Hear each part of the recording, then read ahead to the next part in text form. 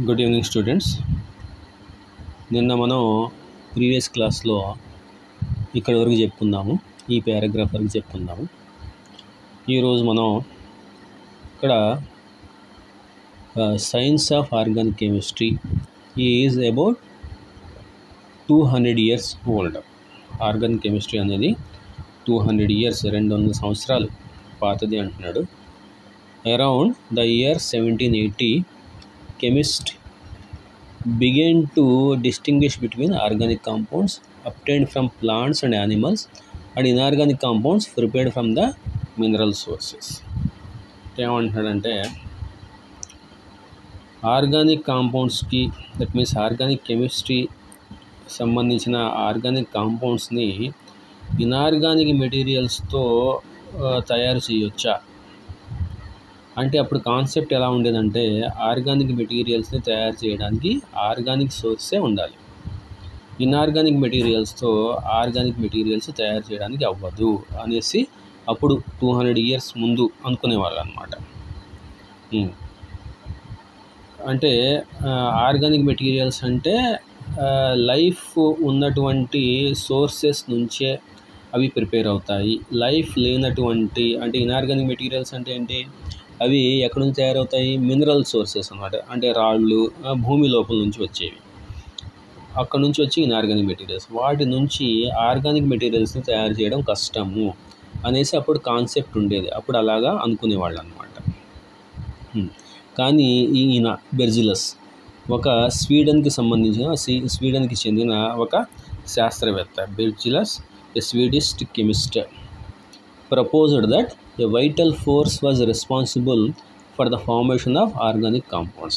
అంటే organic compounds తయారు చేయడానికి ఒక వైటల్ ఫోర్స్ కావాలి, అంటే లైఫ్ ఉండే మెటీరియల్ నుంచి మాత్రమే ఆర్గానిక్ కాంపౌండ్స్ అనేవి తయారవుతాయి అనేసి అప్పుడు నమ్మేవాడు.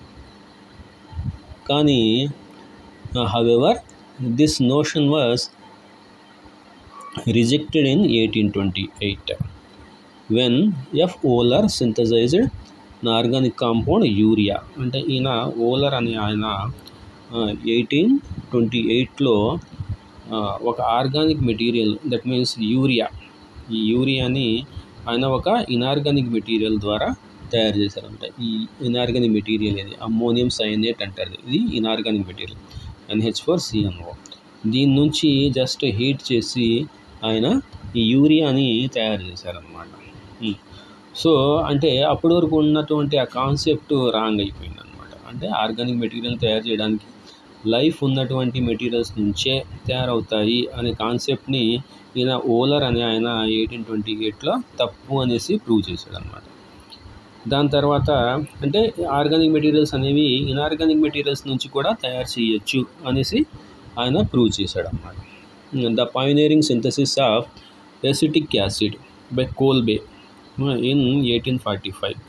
ఆయన కూడా ఇనార్గానిక్ మెటీరియల్స్ నుంచే ఈ ఎసిటిక్ యాసిడ్ని తయారు చేశాడు. కోల్బే ఎలక్ట్రాలిసిస్ మెథడ్స్లో తయారు చేశాడనమాట.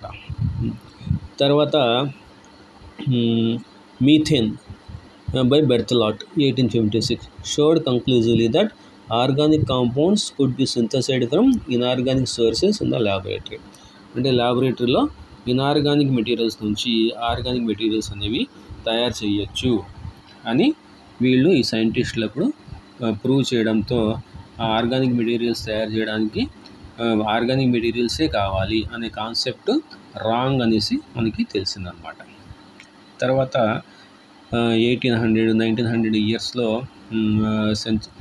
ఇంకా ఒక 100 years తర్వాత వీళ్ళు 18th centuryలో కదా 19th centuryలో the development of electronic theory of covalent bonding shaped organic chemistry into its modern shape. అంటే ఎలక్ట్రానిక్ థియరీని కనుక్కున్న తర్వాత ఆర్గానిక్ కెమిస్ట్రీకి ఒక కొత్త రూపం వచ్చింది అన్నమాట. అదేంటిది, టెట్రా వ్యాలెన్స్ ఆఫ్ కార్బన్. అంటే కార్బన్కి వ్యాలెన్సీ కనుక్కున్నారు. ఇంకే కార్బన్కి వ్యాలెన్సీ 4 అనేసి కనుక్కున్నారు. అలా కనుక్కున్న తర్వాత అది ఎలా బాండ్ ఫామ్ చేస్తుంది, అది ఏ కాంపౌండ్స్ ఎలా ఫామ్ చేస్తుంది, ఆ కాంపౌండ్స్ యొక్క షేప్స్ ఏంటి, అంటే ఆర్గానిక్ కాంపౌండ్స్ యొక్క షేప్స్ ఎలా ఉంటాయి, స్ట్రక్చర్స్ ఎలా ఉంటాయి అనేవి ఈ టెట్రా వ్యాలెన్స్ ఆఫ్ కార్బన్, అంటే కార్బన్ 4 బాండ్స్ ఫామ్ చేస్తుంది, 4 బాండ్స్ ఫామ్ చేస్తుంది కార్బన్ అనే కాన్సెప్ట్ని కనుక్కున్న తర్వాత చాలా ఆర్గానిక్ కాంపౌండ్స్కి స్ట్రక్చర్స్ అన్నీ తీసుకున్నారనమాట, అంటే ఫైండ్ అవుట్ చేశారనమాట. So the shapes of carbon compounds. The knowledge of fundamental concept of molecular structure helps in understanding and predicting the properties of organic compounds. అంటే ఈ ఫండమెంటల్ కాన్సెప్ట్ మాలిక్యులర్ స్ట్రక్చర్ అంటే ఒక మాలిక్యూల్కి ఎలా structure ఉంటుంది, ఏ structure ఉంటుంది అనేది మనకి దాని ప్రాపర్టీస్ మీద డిపెండ్ అవుతుంది అన్నమాట. ఆ స్ట్రక్చర్ మీద దాని యొక్క ప్రాపర్టీస్ డిపెండ్ అవుతాయి అన్నమాట. అంటే ఆల్కేన్స్ అంటారు, ఆల్కీన్స్ అంటారు, ఆల్కైన్స్ అంటారు. ఆల్కేన్స్కి దానికి ఉన్న స్ట్రక్చర్ని బట్టి ఒక విధమైన ప్రాపర్టీస్ ఉంటాయి. ఆల్కీన్స్కి దానికి ఉన్న స్ట్రక్చర్ని బట్టి దానికి సంబంధించిన ప్రాపర్టీస్ ఉంటాయి. ఆల్కైన్స్కి కూడా దానికి సంబంధించిన ప్రాపర్టీస్ ఉంటాయి. అది స్ట్రక్చర్ని డిపెండ్ అవుతుందన్నమాట, స్ట్రక్చర్ని. So you have already learn theories of valency and molecular structure in unit 4. ఇది యూనిట్ 12 కదా. యూనిట్ 4లో కార్బన్ కెమిస్ట్రీలో మనం ఆల్రెడీ డిస్కస్ చేస్తాం అన్నమాట. ఇది అంటే ఆ టాపిక్ వచ్చినప్పుడు మనం డిస్కస్ చేద్దాము. మనం ఆర్గానిక్ కెమిస్ట్రీ స్టార్టింగ్ తీసుకున్నాం కాబట్టి ఆ ఇన్ఆర్గానిక్ కెమిస్ట్రీ స్టార్ట్ చేసి అక్కడికి వచ్చినప్పుడు మనం అది డిస్కస్ చేద్దాము. ఇక్కడ రఫ్గా మీకు ఎక్స్ప్లెయిన్ చేస్తాను నేను. హైబ్రిడైజేషన్ అంటే ఏంటి, అది కాన్సెప్ట్ ఎక్స్ప్లెయిన్ చేస్తాను. సో ఇక్కడ కోవలెంట్ బాండ్స్, కార్బన్ అనేది కోవలెంట్ బాండ్స్ని ఫామ్ చేస్తుంది in terms of electronic configuration and the hybridisation of S and P orbitals. ఇక్కడ ఈ పారాగ్రాఫ్లో హైబ్రిడైజేషన్ గురించి రాశాడన్నమాట. దాన్ని నేను ఇప్పుడు మీకు ఎక్స్ప్లెయిన్ చేస్తాను. హైబ్రిడైజేషన్ అంటే ఏంటి అనేది ఎక్స్ప్లెయిన్ చేస్తాను. ఇక్కడ కార్బన్ అనేది 3 types ఆఫ్ హైబ్రిడైజేషన్ ఫామ్ చేస్తుంది అన్నమాట. sp3 hybridisation. దీనికి ఎగ్జాంపుల్ ఏంటంటే జనరల్గా మీథేన్ తీసుకుంటాం. మీథేన్. sp2 hybridisation. దీనికి ఎగ్జాంపుల్ ఈథీన్ తీసుకుంటాం. దీన్ని ఈథీన్ అంటారు ఆర్ ఎథిలీన్ అంటారు. ఈ తర్వాత sp3 హైబ్రిడైజేషన్, sp హైబ్రిడైజేషన్. ఇది ఎసిటిలీన్ని తీసుకుంటారు, ఎసిటిలీన్ ఆర్ ఈథీన్ అంటారు, ఈథైన్ అంటారు, ఈథైన్. సో ఈ త్రీ బాండ్స్ ఉంటాయి ఇక్కడ. సో ఇది ఎసిటిలీన్ ఆర్ ఈథైన్. ఇది ఈథీన్, ఈన్ వస్తుంది ఇక్కడ, ఐన్ వస్తుంది ఇక్కడ, ఏన్ వస్తుంది. ఇది ఆల్కేను, ఇది ఆల్కీను, ఇది ఆల్కైన్ అన్నమాట. సో ఇక్కడ మీథేను లేకపోతే ఈథేన్ కూడా తీసుకుంటారు. ఈథేన్ CH3, దీన్ని ఈథేన్ అంటారు. సో ఈ 3 హైబ్రిడైజేషన్ కార్బన్ కాంపౌండ్స్లో 3 హైబ్రిడైజేషన్ వెరీ వెరీ ఇంపార్టెంట్ అన్నమాట. మనం ముందు sp3 హైబ్రిడైజేషన్ గురించి చెప్పుకున్నాం. sp3 hybridisation. ఇక్కడ కార్బన్కి అటామిక్ నెంబర్ 6. దానికి ఎలక్ట్రానిక్ కాన్ఫిగరేషన్ వచ్చేసి 1s2, 2s2, 2p2 అన్నమాట. సో ఇది ఎలా ఉంటుందంటే ఈ కార్బన్ కాబట్టి దానికి సెంటర్ న్యూక్లియస్ ఉంటుంది, అక్కడ పాజిటివ్ ఛార్జ్ ఉంటుంది, 6 ప్రోటాన్స్ ఉంటాయి. దాని చుట్టూ ఫస్ట్ షెల్ ఉంటుంది. ఆ ఫస్ట్ షెల్ని 1s అంటారు అన్నమాట. ఫస్ట్ షెల్ని ఫస్ట్ షెల్ అంటారు, 1 అంటారు. అందులో ఒక ఆర్బిటాల్ 1s అనే ఆర్బిటాల్ ఉంటుంది, s ఆర్బిటాల్ ఉంటుంది. దాని చుట్టూ ఇంకో సెకండ్ షెల్ ఉంటుంది అన్నమాట. ఇది 2 ఉంది చూసారా, ఆ 2 అంటే ఏంటంటే సెకండ్ షెల్ అన్నమాట. ఈ 1 ఏంటంటే ఈ ఫస్ట్ షెల్ అన్నమాట. s అంటే ఈ ఫస్ట్ షెల్లో ఉన్నటువంటి s ఆర్బిటాల్ అన్నమాట. ఈ సెకండ్ షెల్లో s ఆర్బిటాల్, p ఆర్బిటాల్ 2 ఉంది. s ఆర్బిటాల్, pలో 3 సబ్ షెల్స్ ఉంటాయి అన్నమాట. ఒక s ఆర్బిటాల్, 3 p ఆర్బిటాల్స్ అన్నమాట. జనరల్లీ s ఆర్బిటాల్కి స్పెరికల్ షేప్ ఉంటుంది ఇలాగా. ఎస్ ఆర్బిటాల్కి స్పెరికల్ షేప్ ఉంటుంది. ఈ పి ఆర్బిటాల్కి డంబెల్ షేప్ ఉంటుంది. క్వాంటమ్ మెకానికల్ క్యాలిక్యులేషన్స్ యూస్ చేసి ఈ షేప్స్ అనేవి సైంటిస్టులు కనుక్కుంటారన్నమాట. సో ఇది వై ఆర్బిటాల్. జెడ్ ఆర్బిటాల్ వచ్చేసి దానికి పర్పెండిక్యులర్గా 90 degrees యాంగిల్లో జెడ్ ఆర్బిటాల్ ఉంటుంది. ఇవి ఎలా ఉంటాయంటే ఇలా ఉంటాయి. ఇది ఎక్స్ యాక్సిస్ అయితే ఇది వై యాక్సిస్, ఇది జెడ్ యాక్సిస్. దానికి పర్పెండిక్యులర్గా ప్లేన్కి ఇలా స్ట్రైట్గా ఉంటుంది, ఇలా ప్లేన్కి. ఎక్స్ యాక్సిస్ ఇలా ఉంటే, వై యాక్సిస్ ఇలా ఉంటే, జెడ్ యాక్సిస్ ఇలా పర్పెండిక్యులర్గా ఉంటుంది అన్నమాట. సో ఇది పిఎక్స్, ఇది పివై, ఇది పిజెడ్ అన్నమాట. ఇప్పుడు sp3 హైబ్రిడైజేషన్లో ఏమవుద్దంటే ఇక్కడ మనం ఇలా రాస్తాం. గ్రౌండ్ స్టేట్లో ఎలక్ట్రానిక్ కాన్ఫిగరేషన్ ఓన్లీ మనం ఇది మాత్రమే తీసుకుంటాం. దీన్ని ఏమంటారంటే, ఈ షెల్ని ఏమంటారంటే అవుటర్ మోస్ట్ షెల్ అంటారు. ఏ బాండ్ కూడా ఫామ్ చేయడానికి అవుటర్ మోస్ట్ షెల్లో ఉన్న ఎలక్ట్రాన్స్ మాత్రమే యూజ్ అవుతాయి అన్నమాట. సో ఇది outermost shell. Second shell is the outermost shell. Second shell ఇక్కడ కార్బన్లో సెకండ్ షెల్ అనేది అవుటర్ మోస్ట్ షెల్ అన్నమాట. అందులో ఉన్నటువంటి 4 ఎలక్ట్రాన్సే మనకి కార్బన్లో బాండింగ్ ఫామ్ చేయడానికి యూజ్ అవుతాయి. ఈ ఫస్ట్ షెల్లో ఉన్నటువంటి 2 ఎలక్ట్రాన్స్ యూజ్ అవ్వవు అన్నమాట. So ground state electronic configuration మనం ఇలా రాస్తాం అన్నమాట. 2s ఇది 2p అన్నమాట. సో 2s అంటే అందులో 2 ఎలక్ట్రాన్స్ ఉన్నాయి.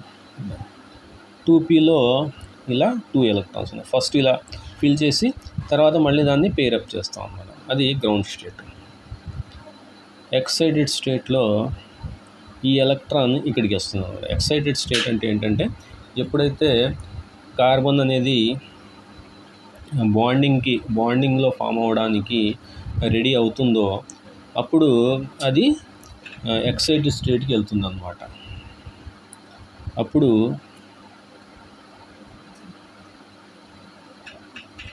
ఈ ఎలక్ట్రాన్ ఇక్కడికి జంప్ అవుతుంది ఇలా అన్నమాట. అంటే ఈ రెండు ఇలాగే ఉన్నాయి. ఇక్కడ ఉన్నటువంటి ఈ పేరప్ అయినటువంటి ఎలక్ట్రాన్ ఇక్కడికి జంప్ అవుతుంది అన్నమాట. దాన్ని ఎక్సైటెడ్ స్టేట్ అంటారు.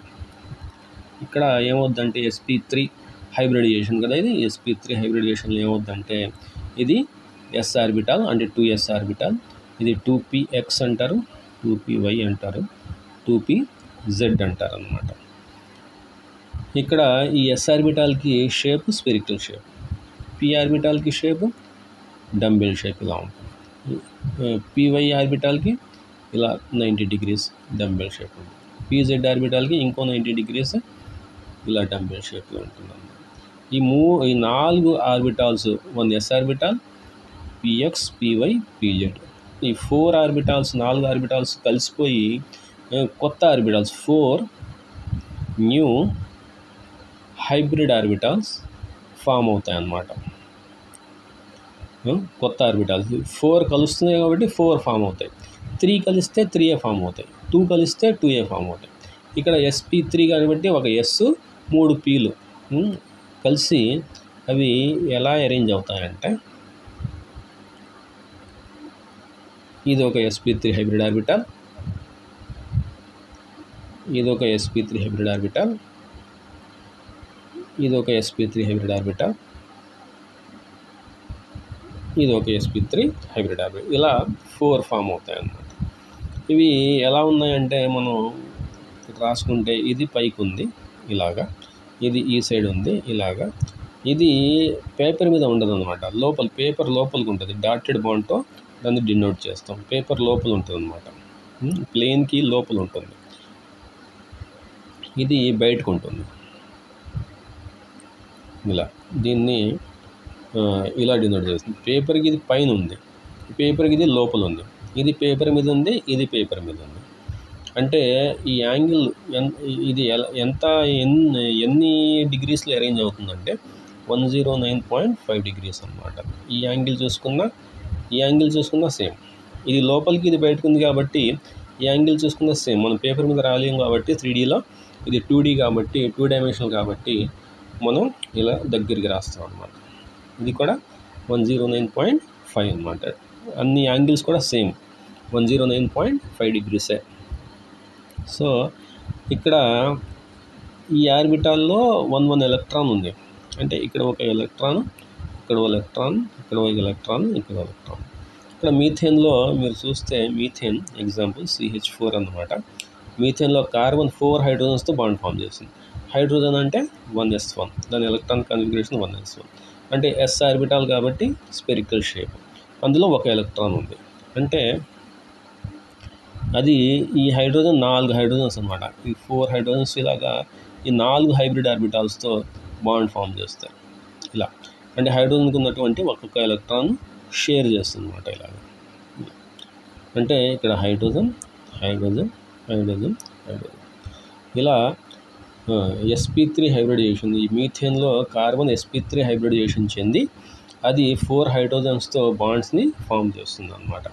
అండ్ ఈ స్ట్రక్చర్ ఇది ఈ 2 పేపర్ మీద ఉన్నాయి, పేపర్ లోపల ఉంది, పేపర్కి బయట ఉంది. ఈ స్ట్రక్చర్ని ఏమంటారు? టెట్రాహెడ్రల్ స్ట్రక్చర్ అంటారు. టెట్రాహెడ్రల్ స్ట్రక్చర్ అనేసి అంటారు. అంటే అది ఎలా ఉంటుందంటే ఇలా ఉంది కాబట్టి అది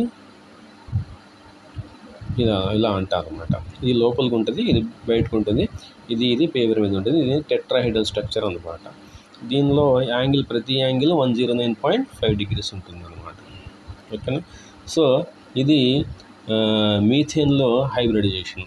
మీథేన్లో కార్బన్ అనేది sp3 హైబ్రిడైజేషన్ చెందుతుంది కాబట్టి దాని స్ట్రక్చర్ టెట్రాహెడ్రల్ స్ట్రక్చర్, దాని బాండ్ యాంగిల్స్ 109.5 డిగ్రీస్ అన్నమాట. సో నెక్స్ట్ క్లాస్లో మనం ఈథేన్ ఎగ్జాంపుల్ తీసుకొని దాని యొక్క హైబ్రిడైజేషన్, అది కూడా ఇక్కడ సింగిల్ బాండ్స్ ఉంటే అది కూడా sp3 హైబ్రిడైజేషన్ ఈథేన్లో మనం డిస్కస్ చేద్దాము. ప్లస్ ఈథీన్లో కూడా మనం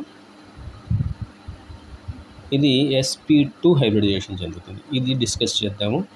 plus ethyne CH triple bond CH, ఇది sp హైబ్రిడైజేషన్ అన్నమాట. అంటే దీని స్ట్రక్చర్ ఏంటి, అది హైబ్రిడైజేషన్ ఎలా చెందుద్ది, దీన్ని కూడా మనం డిస్కస్ చేద్దాం.